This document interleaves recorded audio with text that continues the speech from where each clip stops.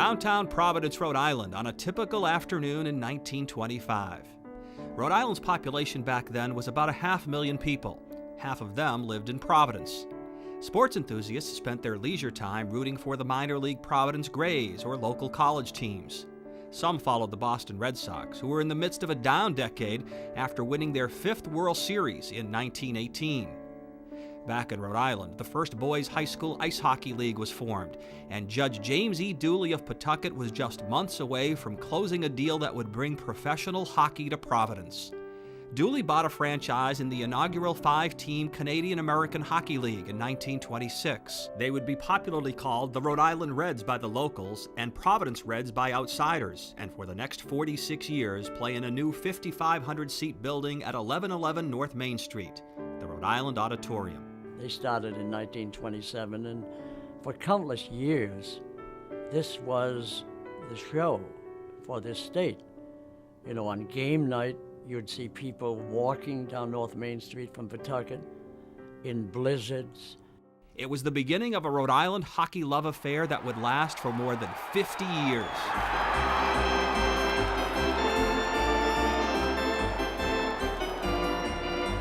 The people of Rhode Island didn't go up to see the Bruins. They had the Reds. It was one of the things that they could hang on to year after year. I mean, the Pawtucket baseball teams had come and gone, the Slaters and some other teams had come and gone, the football team had gone. But this was something that belonged to Providence, and they were known as the Rhode Island Reds. The Rhode Island Reds started out as a farm team of the Montreal Canadiens. The Reds finished last in their debut season, but their fortunes would soon change. 4 years later, led by a shifty little forward named Johnny Gagnon, the 2930 Club would win their first of 3 Fontaine Cup playoff championships in 5 years. Little did loyal fans know that some of the players they were watching would become future NHL Hall of Famers, like 18-year-old Milt Schmidt. Schmidt played just 23 games in Providence before a legendary career in Boston, but the fond memories remain. Was called up to the Bruins, and I played about 2 or 3 games for them, then they sent me back here to Providence. It was exciting to be on the same ice surface as some of those fellas that played in the National Hockey League, like Gene Pusey, who was quite a character. 1936 was also the year that Providence helped form what would become the American Hockey League. The Reds' popularity soared when new coach Fred "Bun" Cook led the club to 2 more championships, capturing Calder Cups in 1938 and 40. A former Central Falls school teacher and later the auditorium's building manager named Lou Peary bought the team in 38. He was a good salesman, for one thing, and he sold Providence hockey because he was enthused about it. He thought it was the greatest thing in the world. And the locals agreed. Dedicated fans came from throughout the state to support their team on North Main Street, no matter what the conditions. We'd go there on blizzards. We'd have 4 or 5 guys in the car, and we'd have to push the car up the hill. The driver, the 4 guys pushing the car up the hill to get to the game. One time, I believe it was Cleveland. The other team didn't show up till 10:30, 11 o'clock. Half the people were still there watching the game, and by the time the game ended, those same people were there.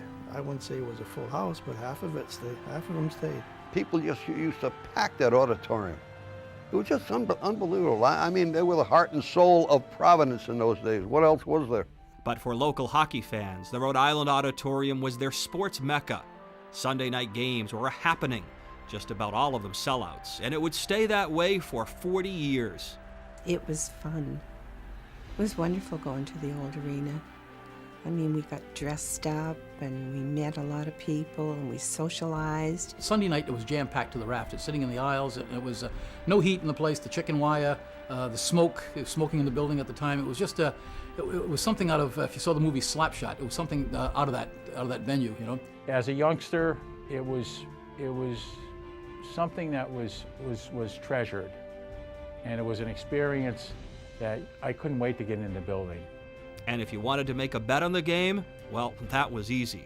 Before the game began, the gambling fraternity would gather in the main lobby, and almost every home game, a representative of that group would come to my office and say, "Mr. Duffy, who's hurt tonight? And I'd tell them who's hurt, and they'd leave.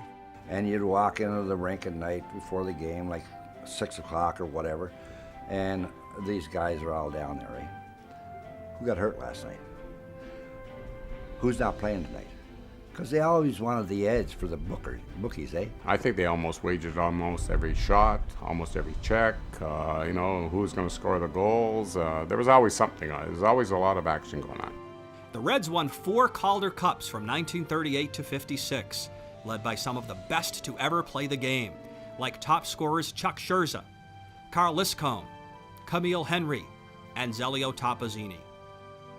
Topazzini, or Topper as he became known, was an unstoppable right winger who became the team's all-time points leader and arguably the greatest Reds player ever. Look at all the points he got, the goals he got.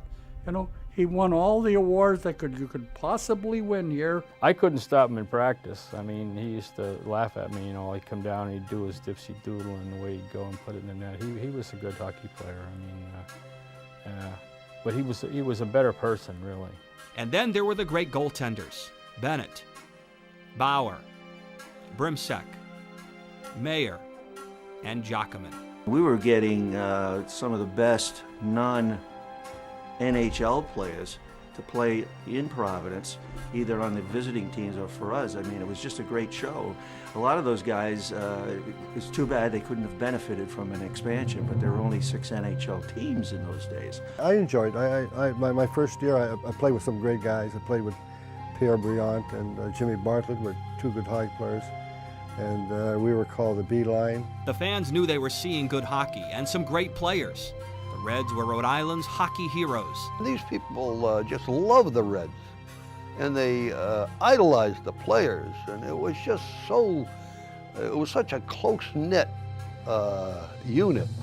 Fans, players. They had me over for dinner and meet their family, and I remember I went to one Italian family's home, and we had something to eat and a glass of wine, and I said, man, that was great. The lady said, that's only the first course. It was like 8 or 9 courses, you know. Of course, we were young and in good shape. We could eat and eat and eat and eat, you know. We were heroes, really. You know, we got off the ice. They were lined up a mile long, you know, waiting, you know, to, you know, touch you or pat you on the back. They were treated like royalty, really. And the players loved them back with a deep appreciation for their passion, hospitality, and loyalty that still stands today. Winning the Calder Cup was a big thing to do, because Lou Perry, I mean, I admired him as the owner, and he was so good to us guys. And the hospitality and the fans that we had here in Providence just were with us all the time. Play a lot of different city. Rhode Island is special because people warm. They accept people, you know. I never know anybody, you know. To me, no, they were really good to me. The last time I played for the Reds is 35, 38 years ago. And still some people go, Bobby LeDuc, you know, I used to see you play. It's just, it's mind-boggling how some people just remember. So it should be no surprise that this Rhode Island hockey love affair continues today. The Reds played their last game in a mostly empty Providence Civic Center 31 years ago. Yet thousands still speak fondly of their days rooting for the Reds. Nearly 700 belong to the Rhode Island Reds Heritage Society. And every summer, hundreds reunite with their childhood idols for a weekend filled with rekindling old relationships, reminiscing, and lots of laughter.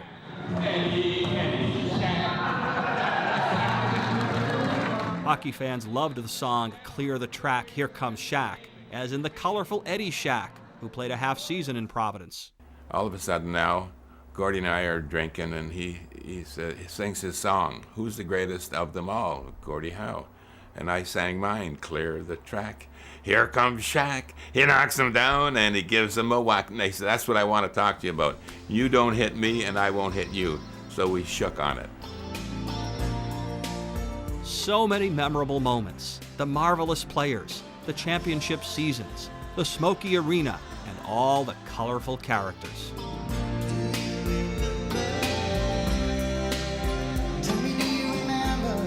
There was something, an aura in that building that really permeated through the excitement for the fans. Topazzini shoots, he scores!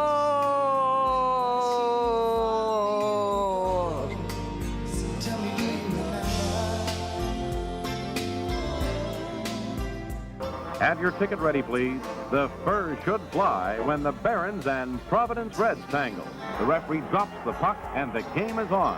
One day they threw a rooster at the blue line. From my net, I went to the blue line.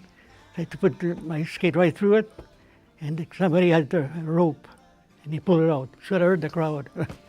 Unbelievable.